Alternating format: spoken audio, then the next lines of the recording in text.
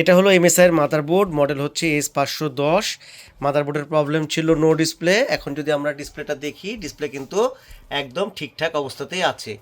তো এই মাদারবোর্ডগুলো খুব সহজে কাজ করা যায়। এটা কাজ করা যায় এই কারণে যে এগুলোর এইখানে এলইডি আছে, যেটা ইজেড ডিব্যাগ এলইডি বলে। আমি মাদারবোর্ডটাকে অফ করতেছি, যেহেতু আমার প্রসেসরে লক নাই, এই জন্য আমি মাদারবোর্ডটাকে অফ করতেছি। এখানে আপনার এলইডি আছে, ডিবাগ এলইডি আছে। আমি এখান থেকে একটু দেখাই দিই। এই এলইডি থেকে আমরা সহজে বুঝতে পারি যে মাদারবোর্ডটা কোন জায়গাতে আছে। যখন সিপিইউর বাতিটা জ্বলে থাকে তখন বুঝতে হয় যে মাদারবোর্ডের যে ভিকোর সেকশানে, মানে ভিআরএম সেকশানে, এখানে যে সিপিইউর যে ভোল্টেজটা হয় সেই ভোল্টেজটা হয়তো তৈরি হচ্ছে না অথবা প্রবলেম হচ্ছে। মোট কথা, সিপিইউর ভোল্টেজ যদি তৈরি না হয় তাহলে মাদারবোর্ডটা রিসেট হবে না এবং এখানকার বাতিটা জ্বলে থাকবে। আর যদি যেসব মাদারবোর্ডে এই এলইডিগুলো থাকে না, এখানে যে এলইডিগুলো আছে এই এলইডিগুলো যদি না থাকে, এখানে 4টা লিড থাকে। একটা হলো সিপিইউ, ডির্যাম, ভিজি এবং বুট। সিপিইউ সেকশানে কোনো প্রবলেম হলে সে বাতিটা জ্বলে থাকবে। র্যাম যদি চিনতে অসুবিধা হয় প্রসেসরের কমিউনিকেশন করতে, তাহলে র্যামের বাতিটা জ্বলে থাকবে। ডিসপ্লে না আসলে সব কিছু ঠিক থাকে, ডিসপ্লে যদি না আসে ভিজির বাতিটা জ্বলে থাকবে। আর যদি ডিসপ্লে চলে আসে তাহলে বাতিটা জ্বলেই নিভে যাবে, লাস্টে বুট এই বাতিটা জ্বলে থাকবে। এটা হলো এই মাদারবোর্ডগুলোর সিস্টেম।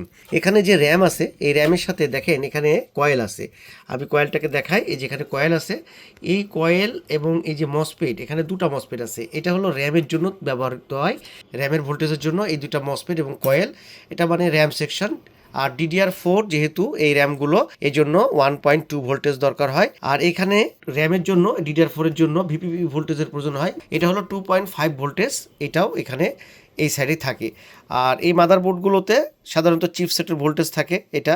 আর এটা হলো যেহেতু 510 মাদারবোর্ড, 1.8 ভোল্টেজ চিপসেটের।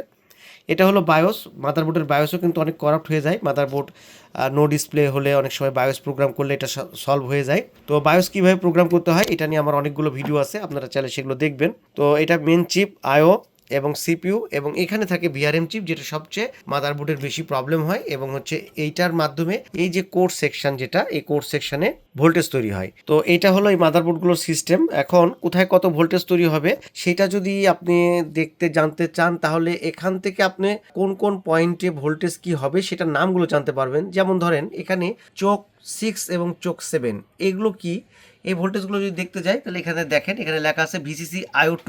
এখানে যে দুটো কয়েল আছে, একটা VCC IO2, একটা VCC IO। এখানে একটা কয়েল আছে, এটা হলো VCC SA। এগুলো সিপিইউর জন্য দরকার হয়, সিপিইউর জন্য। এবং এটা হলো VCC কোর, এটাও হলো মানে ভি কোর যেটা, সেটা হচ্ছে সিপিইউর জন্য প্রয়োজন হয়। এবং এগুলো সব কন্ট্রোল করে হচ্ছে ভিআরএম চিপ। মাদারবোর্ড অনের সময় আমরা যে পাওয়ার সুইচ আছে, এখানে যে পাওয়ার বাটন আছে, পাওয়ার বাটনের সাথে আইও চিপ কমিউনিকেশন করে। এবং ফাইনালি এর একটা লাইন আছে, যেটা হলো এই যে কানেক্টরের সাথে PS অন, মানে পাওয়ার সাপ্লাই অন। এটাতে 5 ভোল্ট থাকে, এটা যখন লো করে দেয় তখন মাদারবোর্ডটা অন হয়। কত ভোল্টেজ থাকে কোন কোন জায়গায় আমি সেই বিষয়টা একটু দেখাচ্ছি আপনাদেরকে। তো এই মাদারবোর্ডটা আমাদের কাছে আসছিল নো ডিসপ্লেতে, এখন কিন্তু মাদারবোর্ড একদম ওকে অবস্থাতে আছে। আমি মাদারবোর্ডটা অন করছি, এখানে সুইচ। যদি মাদারবোর্ড কোনো কারণে অন না হয় তাহলে আমাদেরকে সুইচ ভোল্টেজ দেখতে হবে, যেখানে সুইচে ভোল্টেজ হবে সেই ভোল্টেজটা আছে কিনা সেটা আমরা দেখব। তো আমি মাদারবোর্ডটা অন করছি। আচ্ছা, এখন এই যে সুইচে ভোল্টেজ এভাবে মাপ দিতে হবে আমাদেরকে। এই যে সুইচে ভোল্টেজ আসবে, আমি দেখাচ্ছি। আমরা সুইচ ভোল্টেজটা দেখতেছি, এটা হলো 3 ভোল্টেজ, এটা হলো সুইচের ভোল্টেজ। তো যখন নো পাওয়ার হবে তখন সুইচে ভোল্টেজ আসতেছে কিনা সেটা আমরা চেক দেব। আচ্ছা, এরপরে মাদারবোর্ড যখন অন হবে তখন আমরা স্টেপ বাই স্টেপ কী করব, ভোল্টেজ চেক করব যে কোন কোন সেকশনে কত ভোল্টেজ আসতেছে অথবা কোনো জায়গায় ভোল্টেজ মিসিং আছে কিনা। তো 1.2 এই ভোল্টেজটা হচ্ছে র্যামের ভোল্টেজ, ঠিক আছে। তাহলে মাদারবোর্ড যদি কোনো কারণে, আমাদের এখন কিন্তু এখানে বুট যেই লিডটা সেটা জ্বলে আছে।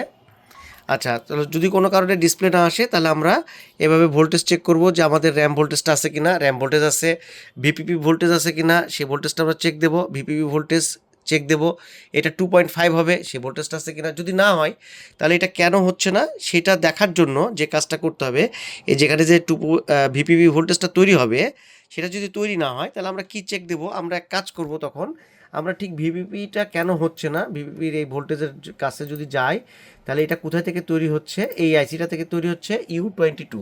এখন U22 দিয়ে যখন আপনি ডায়াগ্রামে সার্চ দিবেন তখন এটা অ্যানাবলটা কি, এটার ভিসিসি কি, এগুলো কিন্তু সব আপনি দেখতে পাবেন। অতএব সেই ক্ষেত্রে এটা কিন্তু বোঝা খুব একটা কঠিন কাজ না।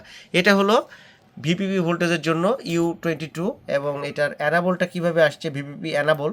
তো আমরা যখন এই ভোল্টেজটা তৈরি হবে না তখন কি কাজ করব, তখন হচ্ছে আমরা এটার যেই ভিন ভোল্টেজ মানে ইনপুট ভোল্টেজ এটা হলো 5 ভোল্ট, ডিম ভোল্টেজ যেটা সেইটা, এবং এটার হলো অ্যানাবল, এই অ্যানাবলটা আমরা কপি নিয়ে এটা কোথায় থেকে আসছে তখন আমরা চেক দেব। চেক দিলেই এটা যেটা ব্যাক ট্রেস করলে এটা কোথায় থেকে আসতেছে সেটা তখন ধরা যাবে। আচ্ছা, তারপর চিপসেটের ভোল্টেজ আমরা দেখব, এটা 1.8 ভোল্টেজ।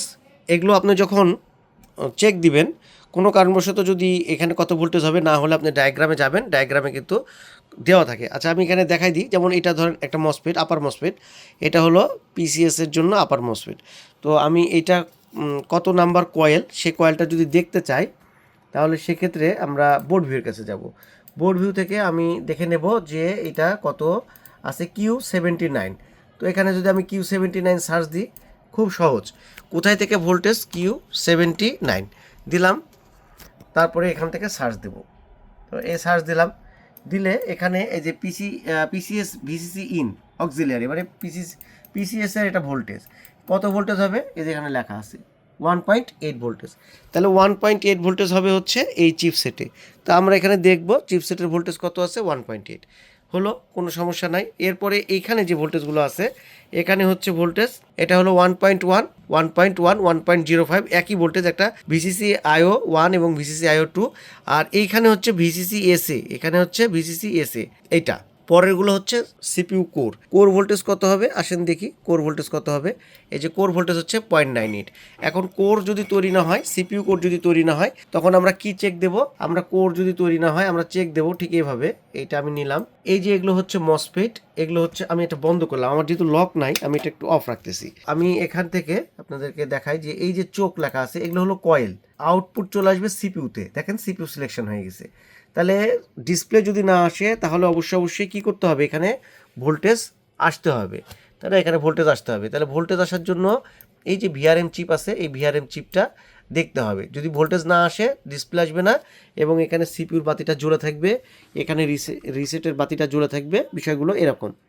তাহলে সেক্ষেত্রে আমাদেরকে কী করতে হবে, আমাদেরকে এই যে ভিআরএম চিপ যেটা এটার রিকোয়ারমেন্টস চেক করতে হবে। এর রিকোয়ারমেন্টস কী হয়, এর রিকোয়ারমেন্টস হয় হলো 5 ভোল্ট নিবে চিপটা চলার জন্য, 5 ভোল্ট। তারপরে এই চিপটা যেহেতু মসফেটকে ড্রাইভ করবে, এই যে মসফেটগুলো আছে এই মসফেটগুলো আছে এই মসফেটগুলোকে যেহেতু ড্রাইভ করবে এই জন্য এর প্রয়োজন হলো 12 ভোল্ট, 12 ভোল্ট। তাহলে 12 ভোল্ট আসতেছে কিনা সেটা আমাদেরকে দেখতে হবে। তাহলে দুটো জিনিস আমরা দেখব, তাহলে 5 ভোল্ট দেখলাম, তারপরে কি দেখলাম 12 ভোল্ট দেখলাম, ঠিক আছে। এরপরে আমরা কি দেখব, আমরা দেখব হলো অ্যানাবল। এই চিপটা অ্যানাবল মানে এই চিপটা ওয়ার্কিংয়ে তখনই যাবে যখন এই অ্যানাবল পাবে। অ্যানাবলটা কত, এই চিপটার ক্ষেত্রে 29 নাম্বার পিন। তো 29 নাম্বার পিনে আপনার ভোল্টেজ আসছে কিনা সেটা আমরা দেখব। আর আমরা যদি এই চিপের ডায়াগ্রামে যাই, আমি ডায়াগ্রাম থেকে দেখাই আপনাদেরকে। তো এইভাবে যদি কাজ করা যায় তাহলে খুব সহজ হয়। দেখেন এখানে অ্যানাবল আছে, এখানে 5 ভোল্ট এবং হচ্ছে 12 ভোল্ট আছে 32 এবং 53 নাম্বার পিনে, এবং 12 ভোল্ট আছে হলো এই অ্যানাবল আছে 29 নাম্বার পিনে। তো এই অ্যানাবলটা ভিআরএম অ্যানাবলটার কনসেপ্টটা কি সেটা যদি দেখা গেল অ্যানাবলটা আসছে না, তখন এই অ্যানাবলটা না আসলে এইভাবে জাস্ট কপি করে যদি আমরা সার্চ করি তাহলে অ্যানাবলটা কোথায় থেকে আসছে, কেন আসছে না, সেই জিনিসগুলো আপনি কিন্তু দেখতে পাবেন যে কেন আসছে না। এখানে ভিআরএম অ্যানাবলের যে লজিকটা আছে ভিআরএম অ্যানাবল, এই লজিকে কোনো কারণে যদি প্রবলেম হয় তাহলে কিন্তু এটা ভ্যালিড থাকবে না।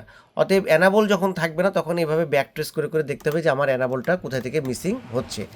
তো এই মাদারবোর্ডের আমরা কি দেখব, আমরা যখন এই ভিআরএম চিপের দেখব তখন আমরা দেখব এর হলো 12 ভোল্ট দেখব, 5 ভোল্ট দেখব, অ্যানাবল দেখব, এছাড়াও ডাটা ক্লক অ্যালার্ট দেখব। ডাটা ক্লক অ্যালার্ট লাগবেই, কারণ এই ডাটা ক্লক অ্যালার্টের মাধ্যমে কিন্তু কত ভোল্টেজ তৈরি হবে এই ভিআরএম সেকশানে সেটা কিন্তু সিপিইউ এবং এই ভিআরএম চিপের মধ্যে কমিউনিকেশন হয় এসভিআইডির মাধ্যমে।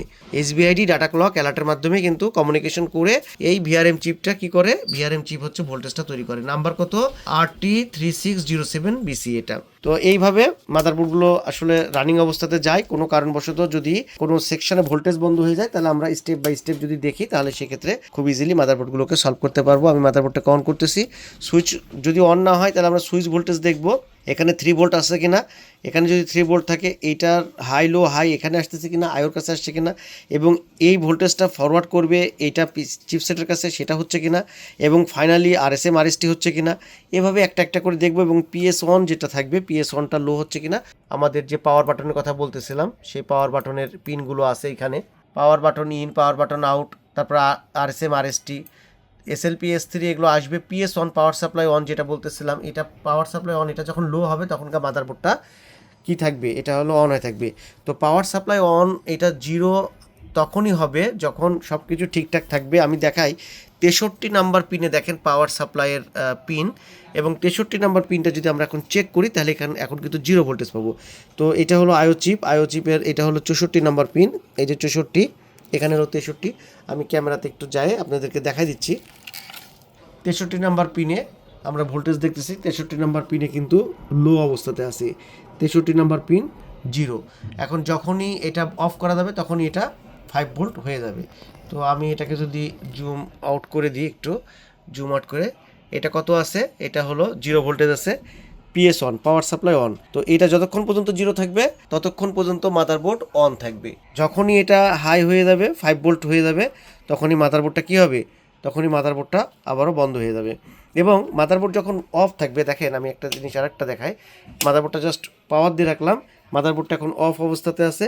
এখন যদি আমরা 63 নাম্বার পিনটা দেখি তাহলে আমরা দেখতে পাবো যে এখানে কি হচ্ছে, 5 ভোল্ট পাবো আমরা। 63 নাম্বার পিনে আমরা পাবো 5 ভোল্ট, এই দিলাম 63 5 ভোল্ট। তো এইটা হলো মাদারবোর্ডের এই যে 5 ভোল্ট, এইটা যখন অন হবে তখন এটা লো হয়ে যাবে। তো মাদারবোর্ডগুলো চলে এইভাবে, প্রত্যেকটা সেকশন যখন নো ডিসপ্লে হবে আমরা প্রত্যেকটা সেকশনে ভোল্টেজ চেক করব। সেই সাথে কোনো কারণে ভোল্টেজ যদি মিসিং থাকে তাহলে আমরা বোর্ড ভিউ অথবা ডায়াগ্রাম থেকে দেখব, ব্যাকট্রেস করব যে কেন হচ্ছে না, তাহলে সেক্ষেত্রে এই ধরনের প্রবলেমগুলো খুব ইজিলি সলভ করা যাবে। তো এটা ছিল আজকের ভিডিও ACE510 মাদারবোর্ড নিয়ে। তো আজকের ভিডিও সম্পর্কে অবশ্যই কমেন্ট করবেন, যদি ভালো লাগে তাহলে একটা লাইক দিবেন। আর আমাদের এই ছোট্ট চ্যানেলে আপনারা যারা নতুন এখনও সাবস্ক্রাইব করেন নাই অবশ্যই চ্যানেলটা সাবস্ক্রাইব করে পাশে থাকবেন। তো গাইস কথা হবে অন্য ভিডিওতে, সে পর্যন্ত আল্লাহ হাফেজ, আসসালামু আলাইকুম।